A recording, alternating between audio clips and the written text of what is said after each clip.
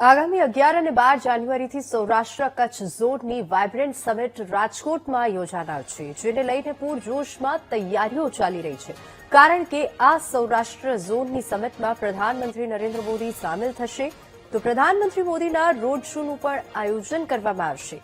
સ્વદેશી થીમ પર પ્રધાનમંત્રીનું જૂના એરપોર્ટ પર સ્વાગત કરવામાં આવશે, જેને લઈને પ્રભારી મંત્રી જીતુ વાઘાણીની અધ્યક્ષતામાં રાજકોટ કલેક્ટર કચેરી ખાતે બેઠક મળી હતી અને પીએમ મોદીના કાર્યક્રમ મુજબની તૈયારીઓ શરૂ કરી દેવામાં આવી છે.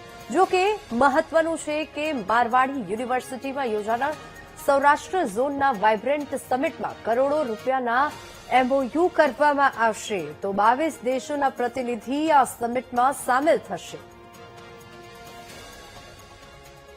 સેવાવ્રત એવા માનનીય મોદીજી આ વાયબ્રન્ટ સમિટનું ઉદ્ઘાટન કરવા આવવાના છે.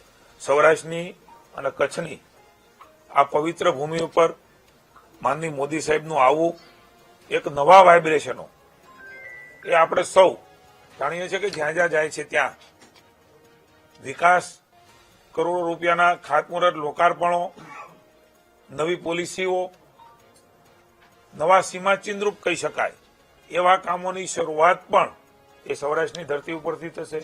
એક રોડ શોનું પ્લાનિંગ જે ટેન્ટેટિવ છે એ પણ કરી રહ્યા છીએ.